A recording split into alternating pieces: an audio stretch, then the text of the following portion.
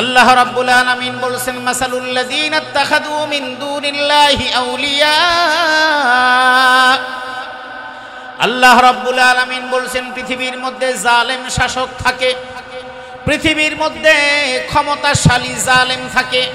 ক্ষমতাশালী শাসক শুধু তাই না, ক্ষমতাশালী জালেম মেম্বার হতে পারে, ক্ষমতাশালী জালেম চেয়ারম্যান হতে পারে, ক্ষমতাশালী জালেম পুলিশের ওসি হতে পারে, ক্ষমতাশালী জালেম এসপি হতে পারে, ক্ষমতাশালী জালেম ডিসি হতে পারে, ক্ষমতাশালী জালেম আইজি হতে পারে, ক্ষমতাশালী জালেম র্যাবের ডিজি হতে পারে, ক্ষমতাশালী জালেম সেনাবাহিনী হতে পারে, ক্ষমতাশালী জালেম ইউনো হতে পারে, ক্ষমতাশালী জালেম টিউনো হতে পারে, ক্ষমতাশালী জালেম ম্যাজিস্ট্রেট হতে পারে, ক্ষমতাশালী জালেম একজন আমলা হতে পারে, ক্ষমতাশালী জালেম বিদ্যুৎ বিভাগের কর্মকর্তা হতে পারে, ক্ষমতাশালী জালেম তিতাস তথা গ্যাস কোম্পানির লোক হতে পারে, ক্ষমতাশালী জালেম বিভিন্ন ডেসাওয়াসার লোক হতে পারে। কথা বলেন ঠিক কিনা? কারণ ক্ষমতার চেয়ারে বসার পরে সে আপনি যখন যান আপনাকে মানুষ মনে করে না, চিন্তা করে যতদিন এই চেয়ারে আছি ততদিন লুটপাট করে খেয়ে নেই। এই লুটপাট করা যেই মানুষগুলো তাদের পরিণতি আপনি হয়তো দেখেন না। খোঁজ নিয়ে দেখেন পয়সা করে কামায় আর গাড়ি বাড়ি বানানোর পরে যখন শেষ পরিণতি হয় ছেলে মেয়ে কেউ কাছে থাকে না, জানাজা দেওয়ার মতো সন্তান পাওয়া যায় না। ক্ষমতাশালী যতগুলো নাম বললাম আল্লাহ পাক রব্বুল আলামিন বলেছেন ক্ষমতা সামান্য দিনের। চেয়ার হলো তোমার 2 বছরের, আইজি হিসেবে তুমি 2 বছরের, তুমি থানার ওসি হিসেবে 1 বছরের। তুমি জুলুম করবা, তুমি কয়জনের সঙ্গে করবা সব দেখেন কে? ওরা মনে করে আমার চেয়ার, আমার এই চেয়ারের ক্ষমতায় আমাকে আমার সরকার বসিয়েছে, আমার সরকার চিরদিন থাকবে, আমার চেয়ারও চিরদিন থাকবে। আবার আইজি সাহেব মনে করে আমার ক্ষমতায় বসিয়েছে আমার সরকার। আইজি সাহেব চেয়ার থেকে নেমে যায়, আইজি সাহেব নামার পরেও চিন্তা করে আমার চুটিটাও কেউ ধরতে পারবে না। আমার আল্লাহ বলেন টেনশন করার কোনো কারণ নাই।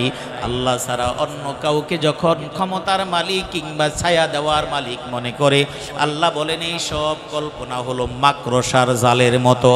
মাকড়সা দীর্ঘদিন থেকে জাল বুনন করে সুন্দর করে বানায়, দেখতে এত সুন্দর মনে হয়, কিন্তু সামান্য একটা ফু দিলে মুহূর্তের মধ্যেই মাকড়সার জাল ছিন্ন হয়ে যায়। আল্লাহ পাক রব্বুল আলামিন এটা দিয়ে বুঝায় দিয়েছেন জালেমদের পরিণতি কেমন হয় ভালো করে বুঝে নিন। ফাকুল্লান আখাযনা বিদামবিহি ফামিনহুম মান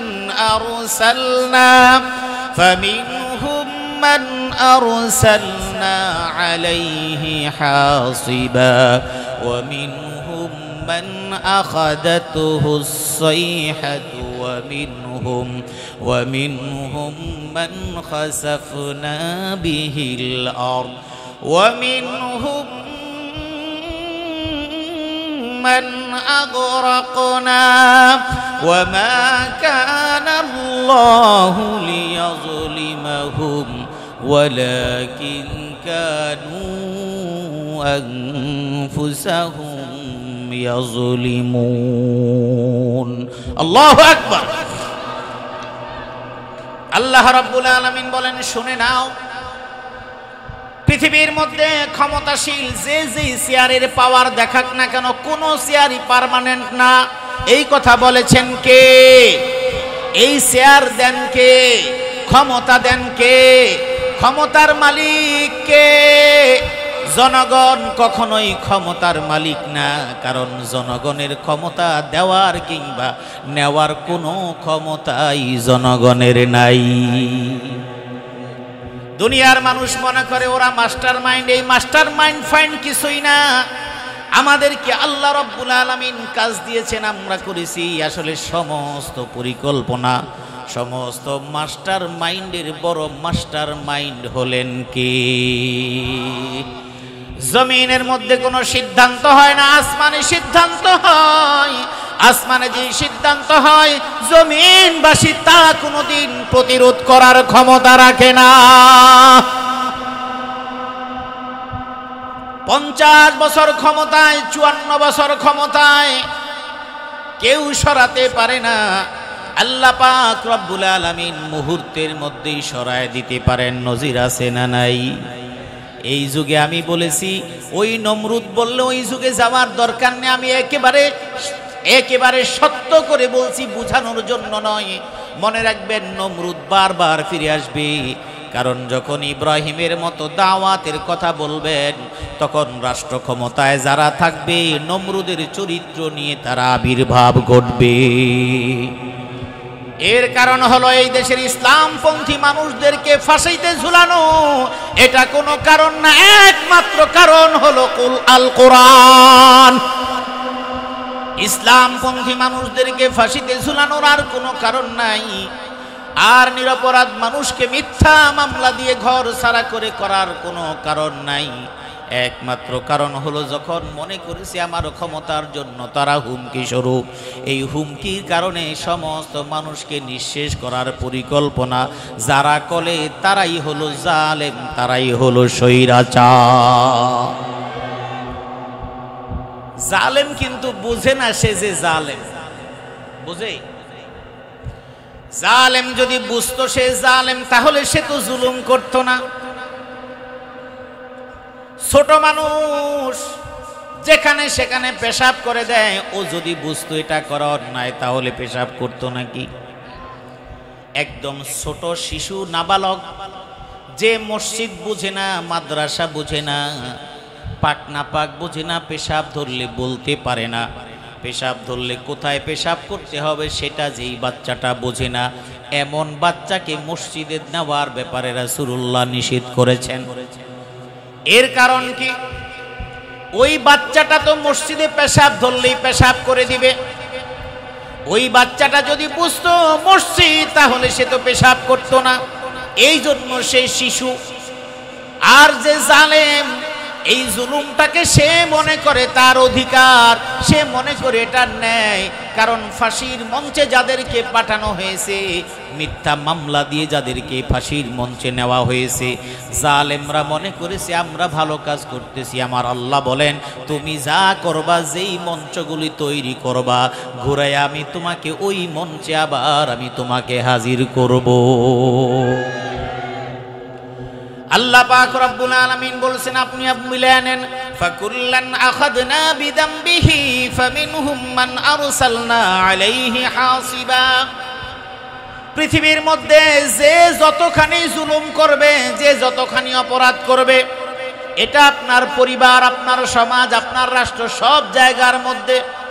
আপনি দোকানদারের কাছে মাল ক্রয় করলেন, দোকানদার আপনার সাথে যদি অন্যায় আচরণ করে থাকে, আপনি তার সঙ্গে পারলেন না, আপনি মুখ সহ্য করে চলে আসবেন, আল্লাহর কাছে ছেড়ে দিবেন।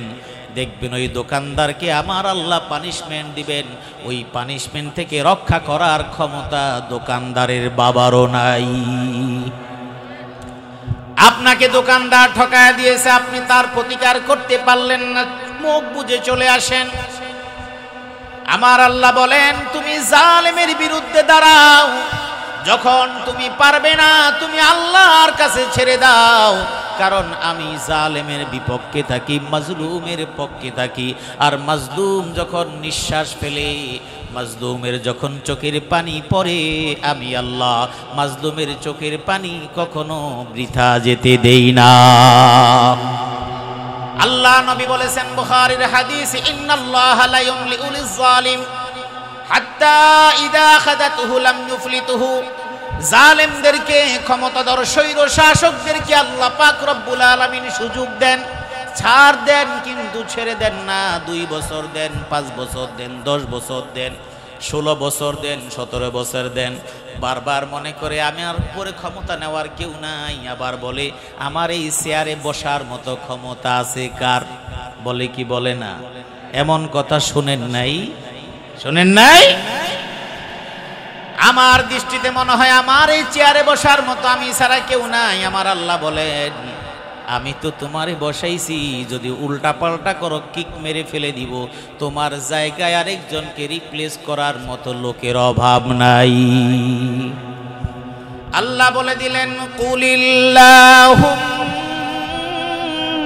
মালিকাল মুলকি তুতিল মুলকা মান তাশা وتنزع الملك ممن تشاء وتعز من تشاء وتذل من تشاء بيدك الخير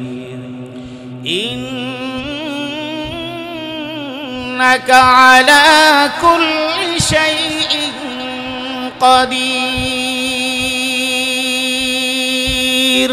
الله أكبر আল্লাহ রাব্বুল আলামিন বললেন হে রাসূল আপনি বলে দিন আল্লাহুম্মা মালিকাল মুলক সমস্ত চেয়ার এবং ক্ষমতার একচ্ছত্র মালিকানা কার চিল্লায় বলেন কার আল্লাহ বলছেন মালিকাল মুলক তুতিল মুলকা মান তাশা যাকে তুমি চাও ক্ষমতা দাও রাজত্ব দাও চেয়ার দাও যাকে চাও তুমি মেম্বার বানাও চেয়ারম্যান বানাও আইজি বানাও সেনা প্রধান বানাও যাকে খুশি ডিসি বানাও এসপি বানাও ম্যাজিস্ট্রেট বানাও বিভিন্ন জায়গায় তুমি বানাও যাকে তুমি চাও তাকে টাকাওয়ালা বানাও যাকে তুমি চাও সুন্দর মানুষ বানাও যাকে তুমি চাও পিছনে মানুষ দল বল নিয়ে স্লোগান দিতে দিতে তার পিছনে চলে আল্লাহ বললেন মালিকাল মুলকি তুতিল মুলকা মান তাশা আবার ওয়া তানজিউল মুলকা মিম্মান তাশা আবার যাকে চাও তুমি ওই রাজত্ব নয় তুমি তাকে ক্ষমতা থেকে আবার তুমি নামায়া দিতে পারো দুইটা শব্দ একটা হলো ক্ষমতায় বসানো আর একটা হলো ক্ষমতা থেকে নামানো শব্দ কয়টা সবাই বলেন কয়টা এই দুইটার এগেইনস্টে আল্লাহ বললেন ওয়া তুইজ্জু মান তাশা ওয়া তুযিল্লু মান তাশা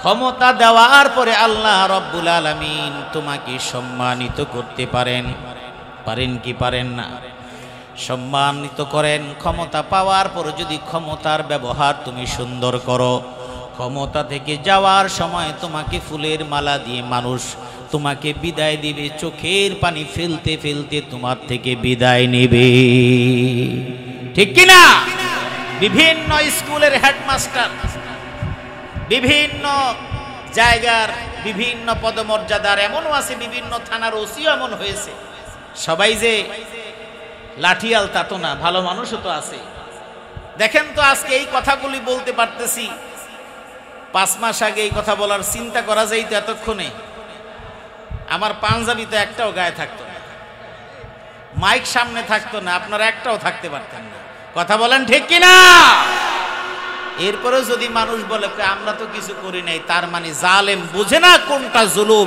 আর এই কারণেই সে তাওবা করার সুযোগ পায় না আল্লাহ বলছেন ওয়াল্লাহু লা ইয়াহদিল কওমাজ জালিমিন জালেম সম্প্রদায়কে আল্লাহ কখনো হেদায়েত দেন না এইজন্য জালেমরা মানুষ মারছে জ্বালায়া পোড়ায় মারছে জীবিত মারছে রাস্তার মধ্যে পিটিয়ে মারছে লগি বৈঠা দিয়ে সাপের মতো পিটিয়ে পিটিয়ে মানুষ হত্যা করেছে কিন্তু তাদের ভিতরে সামান্যতম কোনো অনুশোচনা নাই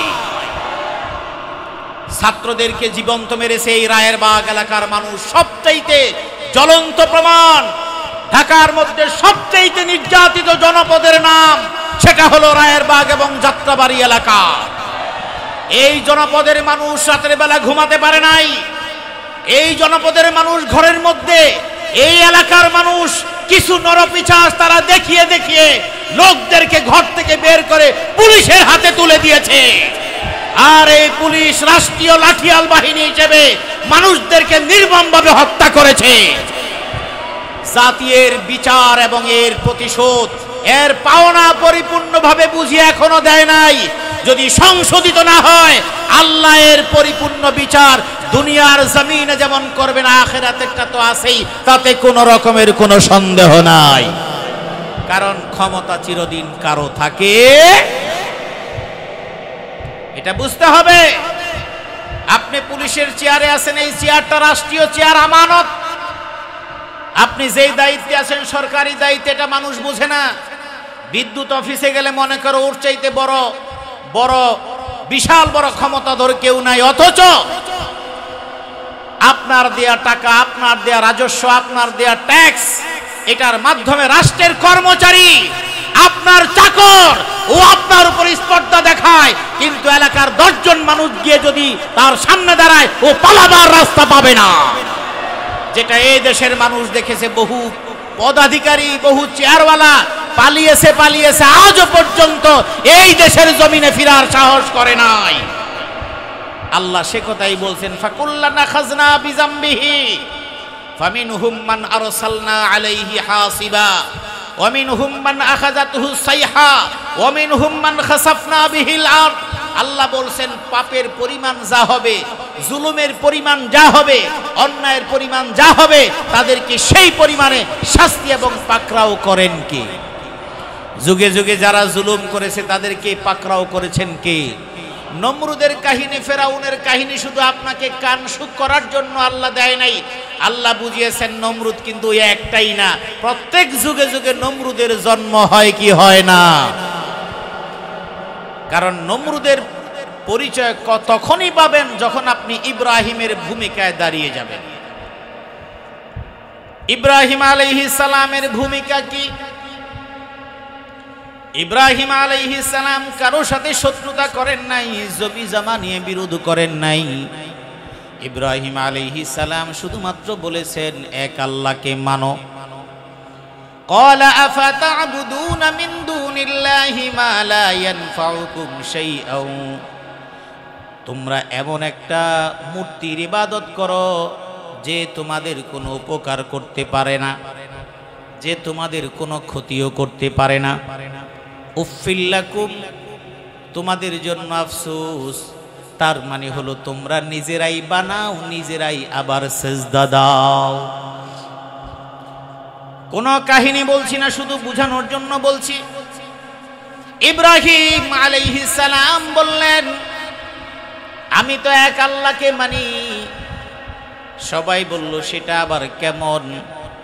আমরা তো এই সব কিছুকে মানি, তুমি কেন মানো না? বলে কথা বলতে পারে না, এ কোনো উপকার করতে পারে না, ক্ষতিও করতে পারে না, সুতরাং তাকে আমি মানি না।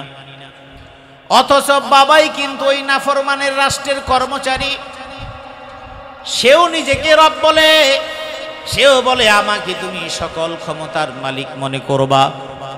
মিলায় নিবেন ওই নমরুদের তথ্য, নমরুদের চেতনা, নমরুদের চিন্তা আর আধুনিক যুগের নমরুদের চিন্তার মধ্যে কোনো পার্থক্য নাই। নমরুদ একই হয়, শুধু নামের পার্থক্য। ওই যুগে হামান, কারুন, ফেরাউন ছিল। আপনি মনে করেন এটা কোরআনের গল্প, আমি বলি না, কোরআনের গল্প তো কোনো কিচ্ছা কাহিনী নয়। কোরআনের কথা হলো এমন কথা যেই কথা সব যুগে চলতে পারে। বলেন সুবহানাল্লাহ। আল্লাহ রাব্বুল আলামিন বলেছেন ওয়া কারুনা ওয়া ফিরআউনা ওয়া হামান ওয়া লাকাদ জাআহুম মূসা বিল বাইয়িনাতি ফাস্তাকবারু ফিল আরদ في الأرض وما كانوا سابقين। আল্লাহ রাব্বুল আলামিন বলছেন যুগে যুগে কারুন, ফিরাউন, হামান সবাই এসেছে, তবে মনে করে নিও এরা শুধু ক্ষণস্থায়ী। হামান, কারুন ওই সমস্ত সব কিছু বর্তমানে আছে না নাই? জোরে বলেন আছে না নাই?